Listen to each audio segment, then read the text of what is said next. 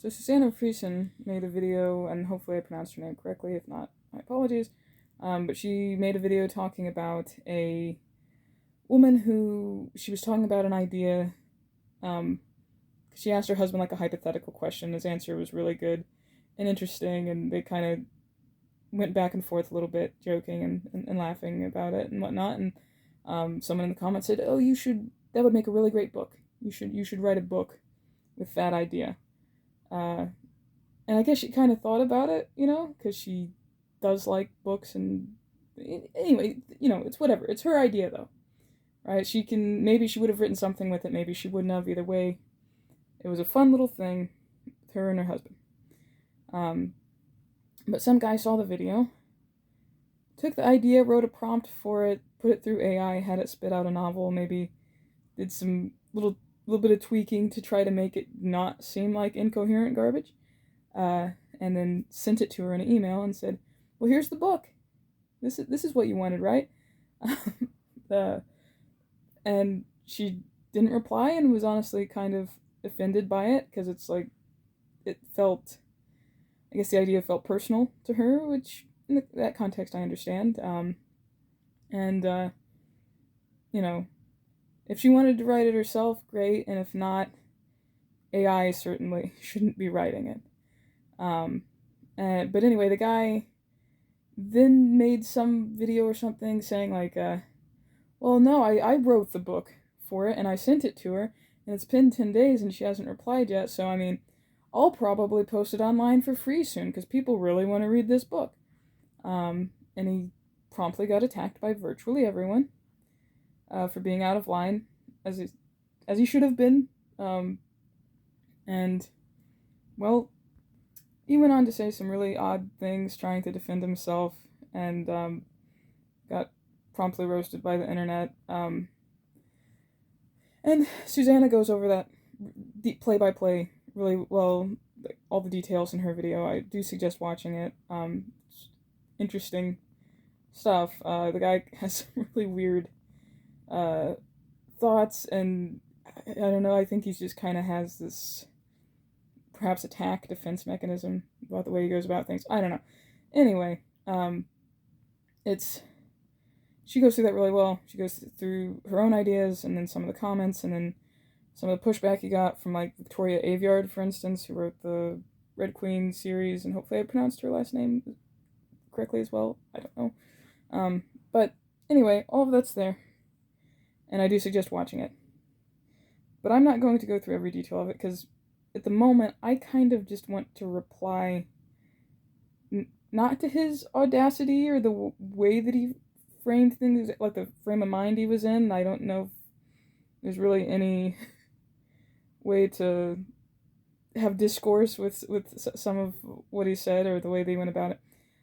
But some of the ideas that he presented, I did want to, answer because he's not the only person that thinks it. He may be the only person that was dumb enough to be like, well, I'll go write the book and send it to the person, to have the audacity to do that. But as far as just some of his beliefs toward AI and toward art, I have heard these things elsewhere. Maybe not so much in like booktube spaces, because things tend to be fairly insulated here with that respect. And everybody is unanimously in agreement that using AI to try to create art is unethical on multiple grounds, and then just the product that it comes up with is very poorly done, as well. On top of all of the ethical conundrums, whether people want to argue it from the environmental standpoint or from the AI uses an amalgamation of work by thousands or millions of other people, so basically it's stealing art from all these other people and not giving them a dime for it. So far as I know, I think someone might have sued actually and gotten a paycheck. But I don't think that's going to go very far for most people. Or it'll be like, oh, here's your 12 cents, thanks for your 15 New York Times best-selling novels that contributed to this algorithm, or something. But anyway, setting that aside, there are people who they just don't think about or don't care about the ethical side of things, and they're just trying to think about things from a matter of efficiency. What you can do with AI and what amount of time. And I want to push back on that, both in terms of I disagree with them on the quality of what they're getting, that they think they're getting, and then also that efficiency, or how to put it, that doing things as quickly as possible is the best way to do things. Because at the end of the day, I feel like it all feels pretty slapdash, like the stuff that people come up with through AI and that, or create through AI. Is that it's not just a matter of ethics, it's a matter of, is this art, is it any good? And this guy would say yes. And I just want to explain why I think he's wrong and try to put it in words that are... It's hard to make things as concrete as I would like them to be. And people like this tend to think in a very concrete way, and I'm not knocking them on that. I'm just saying it's typically the people that are not particularly... who don't lean in a very artistic direction. And I don't think they're making fun of everyone that views things differently than that. I think it's just that they don't enter that mindset very often, so they can't think that way, in the same way that I can't think like an engineer. And if I say something that sounds stupid to engineers, it's not me trying to make fun of engineers, it's just me having no bloody idea what I'm talking about.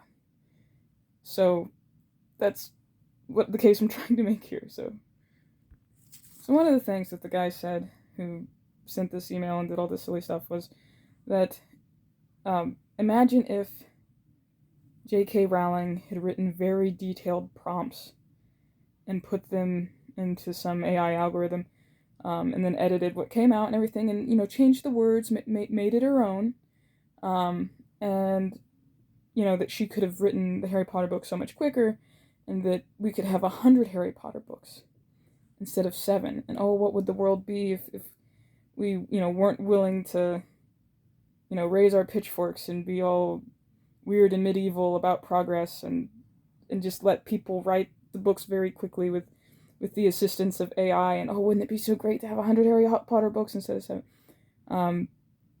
My contention is that I don't think any of those 100 Harry Potter books would actually feel the way that we, what pops into the mood that pops into your mind when you think of the Harry Potter books. I'll admit I actually haven't read them yet, but any book that you really love, any novel you really love, it has presumably, if you love it, you didn't just like it, but you loved it, there was some kind of mood or ambiance or something to it that really grabbed a hold of you and made that book feel the way that it does to you, right? And Harry Potter presumably has a feeling that is very Harry Potter-esque. And I don't think any of the 100 books produced the way that guy is suggesting would actually feel the way that the 7 books that she did write felt. And I'm going to explain why very shortly, but I'd like to just say, hypothetically, let's say the 100 books would not in fact be terrible. I still don't think they would be Harry Potter great, okay? Like that's not my argument, but let's just say that she could have done it, and she did it in a way where they weren't an absolute dumpster fire. They just weren't amazing. Or they were just decent. They were just, we'll just say decent. Do we really need 100 more just decent books? Like, there are so many. When someone says to me that they have a hard time finding a good book, what they do not mean is that they have a hard time finding a physical book. They could walk into bookstores, they could hop on Amazon, they could go to the library. There are millions of books to choose from, okay? There is no, no one is just like, I can't even find any books to hold. Not in the United States, okay? There may be parts of the world where books are scarce, but that's not an issue here, okay? So when someone says they're having a hard time finding something to read, it's not from a lack of quantity. It's from, what they mean by that is they want something that's worth their time. That if they're going to put in the hours to sit down and read it, that it's going to engage them in a way that when they get to the end, they feel like it was worth it, and that they'll actually remember the book in a week. So my argument is all, among many, many other arguments, is that even if you could produce okay books with AI, do we really need any more just okay books? And I also am not convinced it would actually produce that many okay books. So I would argue that even if you could produce okay, which I'm not convinced you can, but even if you could produce okay novels with AI, it's like you would pump them out so quickly. It's like, great. It'd be like if suddenly tomorrow you just had a button you could push and it just created B movies. Just sent them off, put them on every streaming platform. I guess they've kind of, well, I'm not going to make the joke I was going to make, but anyway, if you could mass produce them, people are going to get more frustrated because they're going to be like, no, it's hard enough for me to find a good movie, a good new movie to watch that is just worth my time. And now there's genuinely thousands of meh movies for every movie that's worth my time. Like, there's always been a problem of, an issue of the quantity to quality ratio, but I think AI would just make it worse.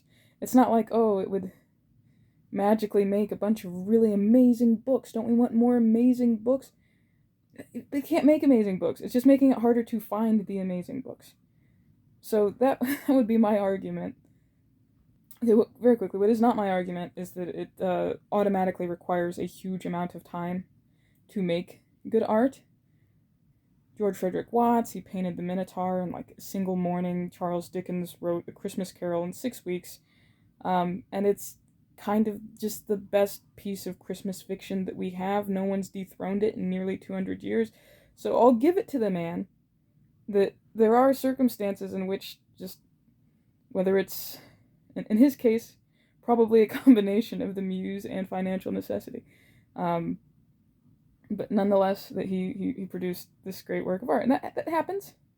But also there are times where someone needed 5 years to write some book and it turned out really, really well, and it wouldn't have turned out as well as it did if they hadn't taken the time that they did.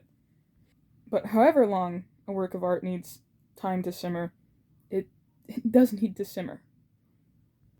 And, like, look, I understand at least the thought. I don't agree with it, but I understand the thought process that says, but yeah, I mean, sometimes people have really great ideas, though, and they're just really bad at structure and execution of things, and what if they just asked AI to help them along a bit, and they're still giving it the prompt, right? They're still giving it the basic setup, and they can still go in and edit it and do all this, that, and the other, and they could make the thing. But one, I do reject that. I think that in general,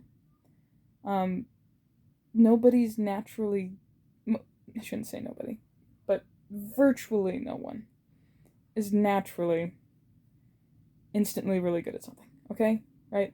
Like, the people that compose really great music, do you think they just woke up one day and had, God touch their forehead and suddenly they can play all this really great stuff? And people who write books, people who paint portraits, people who compose music, it was a skill they had to develop by being bad at a thing, okay? And working really, really hard and learning along the way. And whenever they do make something that's actually good, it's because they took the time to do that. So if you ever want something that's above just subpar, there's no way but through. I'm sorry. I wish I could say that you could magically just get really good at the thing. And it's also okay to acknowledge that there's something you might kind of be interested in, but not enough to learn that skill set. That's me with knitting, okay? Up here, I kind of like the idea, but then I look at people actually doing it, and I'm like, I don't have the patience for that. I have the patience for other things in other areas, but I don't have the patience to learn that. I will never knit a sweater. I have accepted that. I don't want it enough. Susanna mentioned in her video, when she was talking about this whole situation, that the guy didn't understand that people like the process. They like doing the thing. They like writing the book. They like painting the portrait, playing the music. They like figuring out those things. And that's why they do it, and that if you just have AI do it, you're kind of missing the point. They do the thing because they love the thing. And I mostly agree with that. But I would say that even the people who, because there are some people that are compelled to do it, and you look at them and you kind of wonder, like, are you actually having fun? Because a lot of the time it seems like you're not having much fun with this. And everybody has that a little bit, right? Hopefully the moments where you're really struggling are the exception rather than the rule. But there are some people who seem to suffer from more frustration, writer's block, or whatever than others, but they still feel compelled to do the thing. And that usually boils down to probably one of two things, or I guess two things. One, they actually feel worse when they're not doing it. So even if they're struggling with writing a book, they're like, no, I feel worse when I'm not writing at all. I'm just miserable. So I'd rather just be a little miserable doing the thing, but otherwise feel great in my life than be miserable all the time because I'm not doing the thing that makes it possible for me to, feel fulfilled in this particular way. Like I need this itch scratched to not feel like a restless husk of a human being in the world. That's fine. That's plenty good reason. And then as far as on the positive reason, it's that they understand that they already like the idea of the thing that they're writing or they're working on in their head, but they know it'll be so much better when they've actually written it, because there are things that they might have outlined it, they might have done lots of brainstorming for a long time before even sitting down to write the dang thing. And yet they know that there will be certain aspects of it that they won't realize should be part of the story until they're actually writing it. And it's those little moments, those little discoveries along the way that gives you a sense of joy, even if otherwise you're struggling. Hopefully you're not struggling all the time, but no matter what, I've virtually everyone I've spoken to, when they have those moments where they're just like, aha, I've got the thing. It wouldn't have occurred to me, but by spending a lot of time working on this, that clicked into place, and it's so perfect. I don't know how I didn't see it sooner. I've already accidentally hinted to it earlier in the book, which I don't know how that's possible because I didn't know I was going to write that. And yet they've done the thing, and they're like giddy children jumping up and down for Christmas, okay? And it is these little discoveries that are made along the way. That it's not simply that it makes you happy, although it does do that too, which is great. You look for the rewards where you can find them. But it's that those things often end up defining that novel or that piece of music. The thing that you didn't even know you were going to put in it back when you had this really great outline, or when you genuinely thought, like, I think I've got this. I know where this is going. It's just a matter of getting it down. And you were wrong. You had a general notion, but there were some things that were only going to appear to you as you were making it. That's the only way in which you could come across it in the first place, was by making the thing. And those things are sometimes the best thing, the most interesting thing about the whole bloody book. That it's the difference between it being decent and it being actually something really good that catches people's attention. The things that make people want to go back and read the book again, or make them at least reflect on it occasionally over the years, to where that book left an impression on them. In many cases, those things were the little things that occurred to the author along the way, that were not in the outline, that they couldn't have possibly put in the outline. Things that were only revealed to them as they got to that moment to write that. There was a novel that I wanted to work on for a while, and I sat on it a bit, and I thought I had a pretty good handle on it. Started writing the darn thing, and it wasn't till I was getting a good ways into it that I was thinking ahead to the ending. And I was like, I don't know if this works. Like, well, at least logistically. Because, like, in a certain sense, it does work. Like, everything I've been writing has been leading up to that. But I'm not convinced that when I actually get there, that I'll have earned it, right? That the audience won't kind of just go, wait, what? And scratch their head a bit. Because it's like, yeah, there are little hints here and there to where I was going with it. But as far as, I guess, hadn't quite earned it emotionally, or hadn't built enough there. It's my toddler making noises. but that I hadn't, I don't know. Basically, though, that I had not earned it. And that the villain wasn't working because I hadn't structured things in a way that would, it wouldn't just kind of feel like someone showing up on the scene going, ha ha ha ha, wearing a cape. And there were certain things that I couldn't reveal about the villain because some of it wouldn't make complete sense to the protagonist until you get to the end and the story's basically told from her perspective. And anyway, I was in a bit of a spot. And I kind of wonder if I had just decided, like, oh, I'm just going to put this thing into AI and have it write it, that I probably would have read it and I would have been like, I don't know, there's something a little off with the ending, but maybe I'm just overthinking it. And maybe I would have been dismissive about it because I only spent a few hours working on it because all I did was write some prompts and put it into AI, right? But because I was actually writing the thing and put in all this time and effort, I had a desire to figure out what was wrong and fix it. And something finally clicked into place. Then I'm like, oh, if I do this, the ending will work. It will add a lot of new material I have to write now, and now I have to go back and change some of the other things to make that all fit together. And I mean, it wasn't a terrible thing at the time. I was like, I'm gonna finish this thing, and it's gonna be 50,000 words. That's not long enough. And then I had the opposite problem. By the time I finished all that other stuff and integrated it all really well, now it was 105,000 words, and I'm querying the thing, and not having the best of luck with that. So there's that to consider. But at the end of the day, I've made something that I actually am proud of. And there are all just these little things that get layered in over time that I couldn't have possibly done if I had used AI.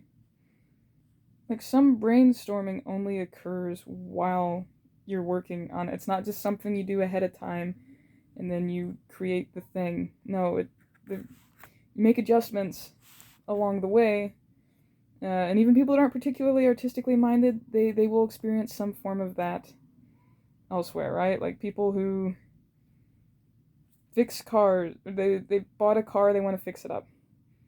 They might have to come up with some creative solutions based off of what the last knucklehead did with the car, right? And as long as it works, if it makes it, but it could be something that wouldn't have occurred to them because they wouldn't realize they were going to deal with that specific problem until they came across it, and they're like, what was this moron thinking when they installed this in this vehicle? And it's these little things that someone creates along the way that puts the level of specificity into the story that again, they didn't have those details in the outline, but now that they're there, it does help create the mood and the atmosphere of the thing, and it ends up being why people love that story. And see, I think when people who are in kind of more artsy communities, for lack of a better way of putting it, talk about AI slop, I think that sometimes talking past the people that are arguing in favor of it, insofar as the people that are arguing in favor of it are just thinking from the perspective of, well, no, I posed a question to AI and asked it to give me like a 2-page answer, and I read it and it made sense. What do you mean it's writing garbage? And I think that one, sometimes AI still does trip up and just get wonky and say things that don't make sense, or at least things that aren't true when you actually go and investigate what it's. I've had AI results pop up on Google, and I've vaguely skimmed it and been like, no, that's just wrong. I know that's wrong. I know just enough about this subject to know that you're wrong here. And I'll go look at that. But I think that those are two separate questions. Whether or not a sentence or paragraph is coherent versus whether or not it's good at doing what it's supposed to be doing. And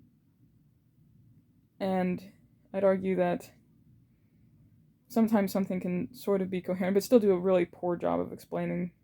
Like, let's just say it's a paragraph that's just explaining how something works. You could read it and it kind of makes sense, but there'd be a million ways you could write that paragraph better, in a way for it to accomplish its intended purpose better. But I'd argue that particularly when we're talking about fiction, it's not simply a matter of, are you presenting, are you saying once upon a time and then ending with the end and everything in between is at least something you can follow? Because, congrats, you wrote something that's intelligible, and yes, sometimes AI can do that, but it can't make good art because there's simply more to it than that. That usually we mean something when we say that something is good art, in the same way that we mean something when we say that that food is really delicious. And if someone put together food and you're like, well, you made something that I can eat without throwing up, and doesn't send me running to the bathroom, then it might be passable by a certain definition, but we obviously wouldn't compare it to, food that's made so well that when you take a bite of it, tears form in your eyes, because you're like, I don't know how rarely in my life I've ever eaten something this delicious. And we don't get a lot of meals like that, but we do have some notion of when something's like a really good meal versus something that's just, hey, I got the calories I needed for my stomach to not keep me up all night. And I think that that's, to the extent that AI does things properly, that it mostly does that. It mostly makes stuff that's passable, but there's no real enjoyment in it. And I know that enjoyment is subjective, but at the end of the day, it's like when you... How many times I've come across a YouTube video and then just a little bit into it, I'm like, oh, this story was written by AI. Because humans wouldn't write it that stupidly. They would write other things into it that would be stupid in a way that's specifically human, and that I, would be like, oh, whatever about, but not in that very... There are certain ways in which humans wouldn't make certain mistakes. What was the quote? Something about, the difference between fact and fiction is that fiction has to make sense. And I think in general, when people are writing stories, they want it to... They try to make it make sense. And AI sometimes fails on that part. Like, sometimes something happens and it's like, that doesn't follow. Why would the character think that way? And I won't say that you never feel that way when you're reading a book. I'm just saying that it's almost a feature of the short stories that people ask AI to write, and then they put online and say it's a Reddit story or something. It's just a feature that it makes you stop and wonder, wait, what? And I'd argue that a well-written novel should not do that. Even if you disagree with the characters' actions, that you at least see how they got there, And I also think what often stands out to us, and in a book are the little things that are written that way and probably wouldn't be written that way if someone else had wrote the book. That whether it's a particular metaphor, a particular way, turn of phrase, or the way that something is being described, that you're like, that's an odd way of thinking about that, but I see that now. I see how you got there, but yeah, anyway, it just feels very human. and that's typically people are talking about those little specific things. When they say that they don't want to read something written by a machine beyond just people having general like ethical issues with it and so forth. But even setting that aside, what they mean is that they just want something to be just unique enough in the way it's presented that it feels good, that it feels like, yeah, that was worth my time. If they're going to invest hours and hours into reading something, they don't want it to feel like a B movie. I guess sometimes people do, but usually it's at some point someone's craving something of substance. They want a book that they'll still remember in a year. And AI is not capable of that. Not even every human is capable of that, to be clear. And even the ones that are, if they don't put the correct amount of time or thought into a given project, it might not be in that project. We've all seen some movies or read some books that are like, oof, to where you're like, to where you're looking at it and you're just like, and a human did write that. A human did write that, and that's the best they could come up with. It happens. At least when a human creates something, there was the possibility that they might put something into it that's new or interesting. And AI kind of just can't do that.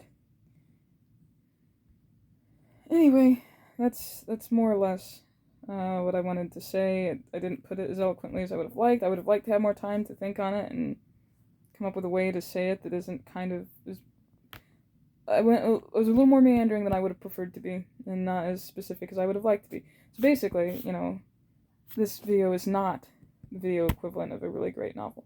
I have not invested the time to do it properly. But I'm, my toddler's watching Cars in the other room that can only keep him entertained for so long. I'm 30 weeks pregnant. If I didn't make this video now, I wouldn't make it at all. So I had to accept that I would have to make a slapdash video to address why slapdash books suck. And I realized that that's silly, perhaps, but I wouldn't make this otherwise. So, as a final aside, yes, how to put it? I think that sometimes people think that quality equals success. And how to put it? Okay, publishing has never been a meritocracy. There have always been really good books that have just languished in drawers, and there have always been books that are kind of meh, that for whatever reason get really great marketing budgets and they take off, and you're like, well, okay, I guess. But at the end of the day, working really hard at something to make something of quality gives you much higher odds than literally anything else you could do.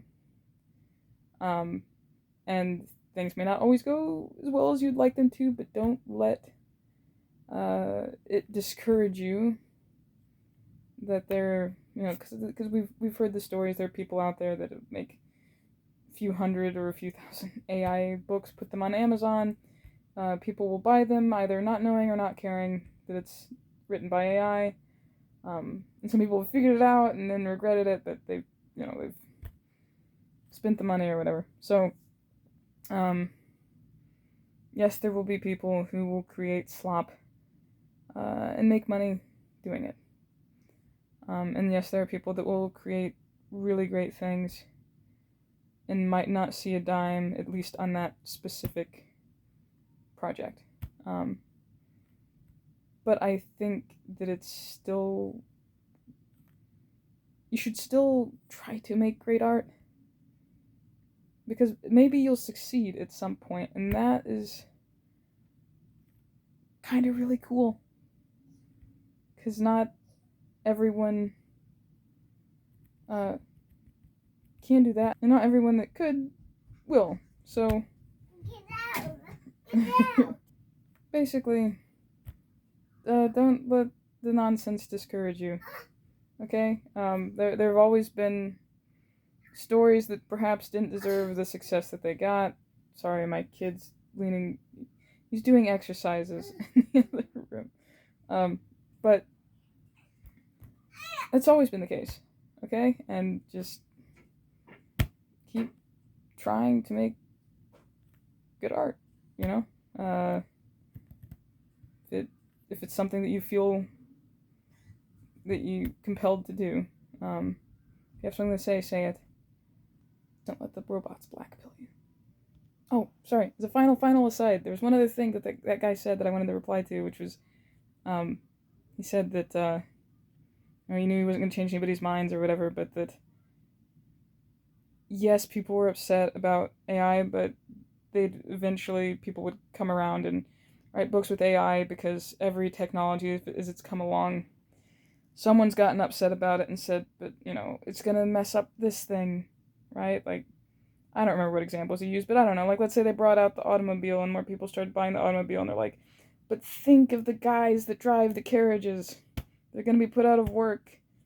What are we going to do with the horses? It could mess up this whole industry. And that whether it was, because of complaints like that, or that people just thought it was going to bring the end of the world type of thing anytime that some new technology came in, and that people complained, but eventually they started using the thing. And while I'll grant that a lot of people have started using AI, and that there are probably people who will graduate college and not know how to write a 2-page essay because they've never actually done it, but my question here is, I don't like his comparison insofar as this isn't like, oh, it's bad that we have the printing press because then anybody might have books come out or something. Never mind that, you would get a lot of good books, or for that matter, like, let's say the copy machines, well, I guess, and the printing press too, but I mean, the point, where basically when you get to the point in technology where you no longer have to have people look at handwritten manuscripts and copy them all down by hand to create another copy of a book. Like, there's obviously a huge advantage in being able to do that, right? Of just being able to print off multiple copies of something. That is an actual revolution in technology. That's obviously can be used in a good way. But I'd argue that having AI try to write stories it's not that, okay? It's not like, oh, hey, it created a copy of my thing almost instantly. No, it's more like how so many restaurants now can only get their, they get everything through Cisco. It's like, great, all the food's more expensive and it tastes worse. And that's basically what AI does when it tries to make, when people ask it to make art and ask it to write stories, is it just makes an inferior version of the real thing. So no, I'm sorry, this isn't some invention of the light bulb moment, at least with respect to how AI is used with art, because art's always been a weird, tricky thing that you can't explain in concrete terms, and I get why people who don't think the way that writers and artists do kind of roll their eyes at the way that we speak and explain things, and that's fine. But in general, stories, they have to affect you in some way. Typically they make you feel things that you otherwise wouldn't. That, you could read a 3-paragraph story about some tragedy in the newspaper and intellectually understand that messed up that family's lives. Um, or if you read a novel where the same thing happened to a family and you got to know all the characters, then you'd be bawling at the end of it. Or even, it doesn't even have to go so far as even just that, even if someone sat down and did a really crazy expose and talked with these people for an hour. That wouldn't be fiction, but that would be someone telling a story. And I think that most real stories are told in a brief way that doesn't always connect with people on an emotional level. And sometimes they're told with the time and care they deserve, and it actually can impact people. But usually when people actually feel the impact of those sort of things, it's because they watched a movie or they read a novel, or even a novella or something, or a longer short story, something that clicked with them in a way that it wouldn't if someone just presented the facts of the situation. And I think that AI it can't think in any true sense of the word. So it can't, at most, it could write melodrama. It could be, have you ever read something where, like, you can tell someone's trying to pull on your heartstrings, but they're doing so terrible a job of it that you don't feel anything, or you almost laugh, and you're like, well, now I feel like a sociopath, because this thing that I know they intended to affect me with emotional impact, I just find it amusing how horribly they did it. So now this character is dying horribly on screen, and I'm laughing about it. So that's a thing, and I feel like, it, and who knows if AI does have a place.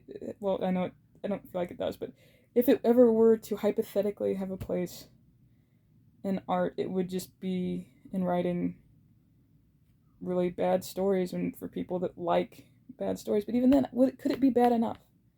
You know what I mean? Like, the people that love to watch bad movies, they don't just mean a bad movie, they mean a really bad movie. Something that is in many cases intentionally bad. Not always the case, but often the case. They don't normally mean like, oh, this, movie went a bit long, or this actor kind of phoned it in a bit. They normally mean something like Sharknado or Velocipaster or something like that, but I'm not sure AI could even do that. So, I don't know. That's all.